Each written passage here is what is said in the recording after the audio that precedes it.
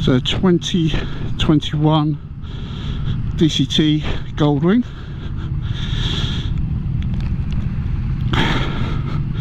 Lent to me by a good friend Tom.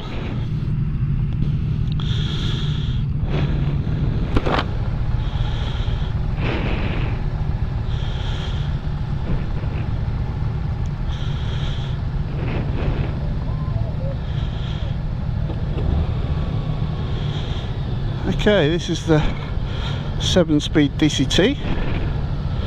Put it into drive. We're in tour mode. See all the guys.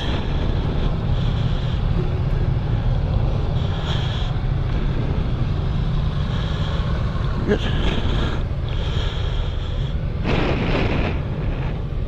Super smooth. Well balanced for a heavy bike.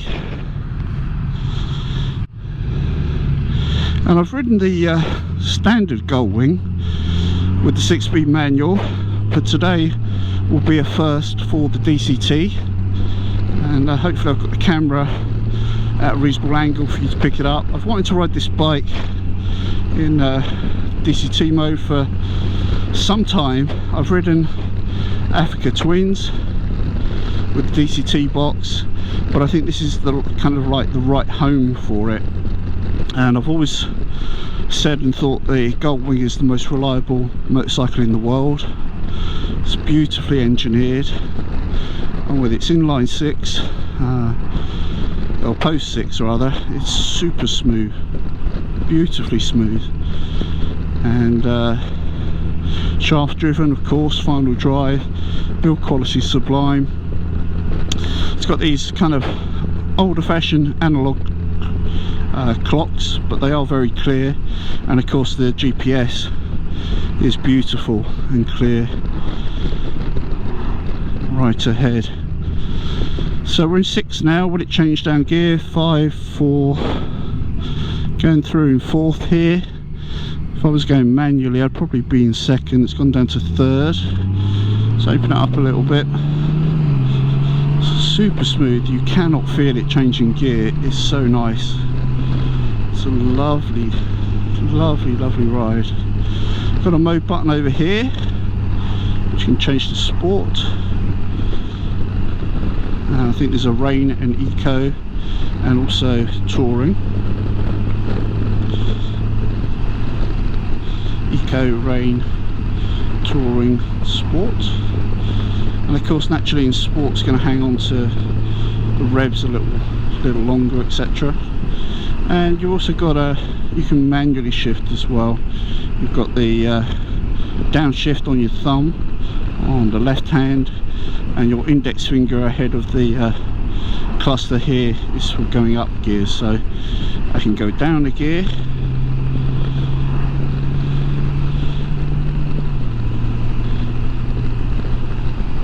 and it will automatically go back to its normal 4th gear, 5th gear, 6th gear, and then if I let go of it, it will just automatically shift at the right time.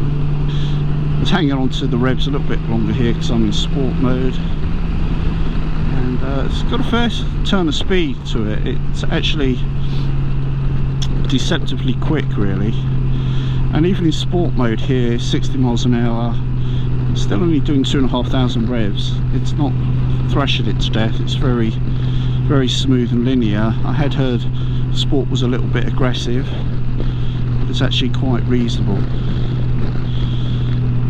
So I think I'll leave it in sport because we've got a twisty road coming up ahead of us in a mile or so, and I'd like to see how this feels in the twisties. I mean, this is a behemoth of a bike. I'll post some specs at the end of it. It's not so much about how much power it makes, which isn't a lot to write home about. I think it's about 110 horsepower, something like that. But its torque is phenomenal, and it has probably the best torque curve I've ever seen on a motorcycle. It is tabletop flat, and it produces maximum torque effectively from tick over, literally, all the way through to its red line. and you can just feel how under stress this engine is, how underworked it is, how over engineered it is. And although the K16 inline 6 produces much more horsepower and is super smooth as well, you really feel genuinely that this you know, this one here is the one that will go for absolute ever. It's quite a masterpiece. Just kind of looking for the turn signals. They're not immediately obvious. There's a million switches on this bike.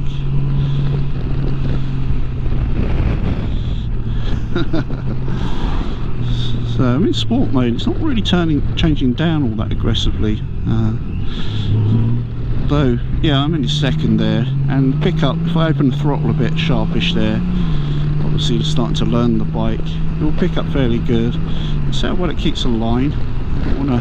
It's not my bike, and this is a $30,000 motorcycle, so I have to be a little bit careful, and I'm not sure how much ground clearance I have to play with. I certainly don't want to be wrecking somebody's bike who's kindly lent it to me and it's not mine. But wow, yeah, super smooth, very, very nice. Holds the line pretty tidily for such a heavy bike. As I say, I'm not going to razz it too much, but it feels very solid, very predictable. Did catch a foot peg just briefly there.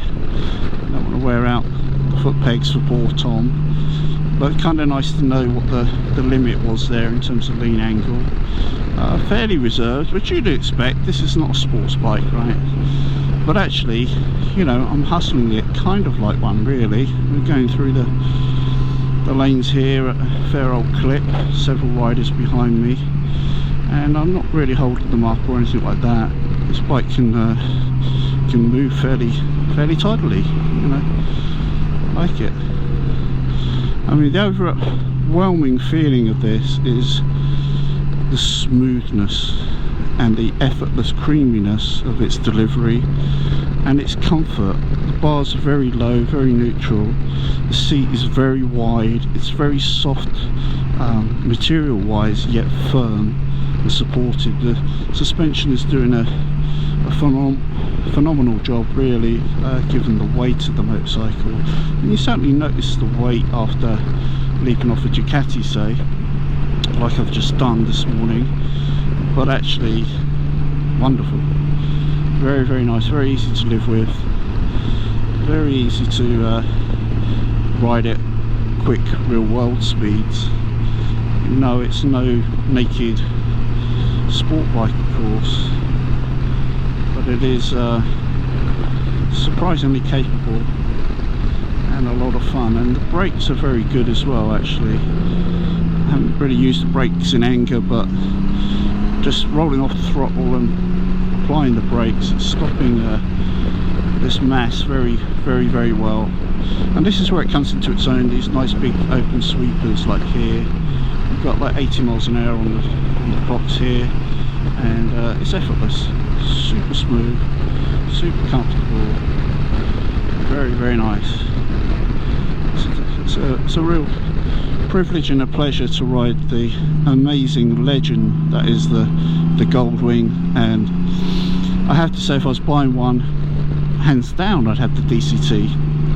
This is a lot of fun, and I haven't, you know, going through here in sport mode, I haven't felt the need to use the paddle shifters to change gear manually, which is just easy to do. It's cake, but no need. It just feels like you're riding yourself basically, and using perhaps a quick shifter without the clutch. It's just going up and down the box the way in which I want it to. And I think it's realizing, you know, when you brake a little bit heavily, that it wants you to change down quicker. And when I open the throttle, it's giving me plenty of revs without redlining it. You know, it's just smacking it up into the mid-range very quickly and then letting me thunder through the bends. I've been careful not to over lean it too far, but I only clipped the peg once there. But in general riding, you know, if you're not treating it like a sports bike, it's actually really, really nice to ride and doing a good job. So we've got half a mile to our turning, but I think I'm going to overtake this car just to see what the acceleration is like when I get a straight, if I do. Oh, in fact, actually we're a bit too we have enough time, we'll see. But this is a good test as well, just how it's like just the normal cruising speed, because we all have to do this. And in fact, I think I'll switch it to Tour, shut the throttle, now I'm in Tour mode.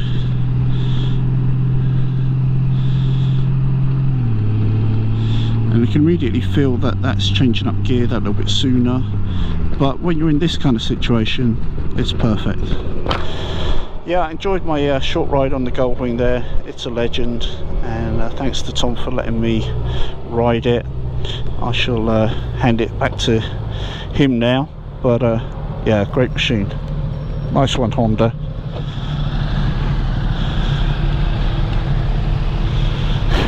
Thank you, Tom, that's great. Really good, enjoyed that.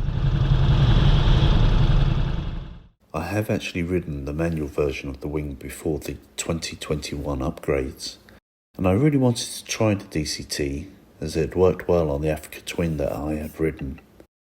The Africa Twin had modes within the modes themselves, so Sport is actually S1, S2 or S3 for instance.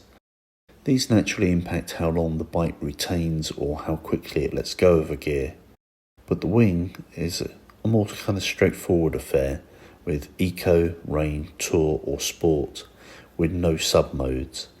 Unless running on fumes and miles from anywhere or seeing cars turning into canoes, Eco and Rain are really effectively dormant. Tour shifts into top gear a little too quickly and is a little lethargic in losing gears under deceleration.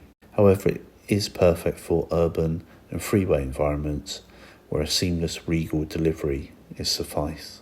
Sport I found to be pretty much Goldilocks. Neither revs with maddening aggression, nor is meek and mild soft.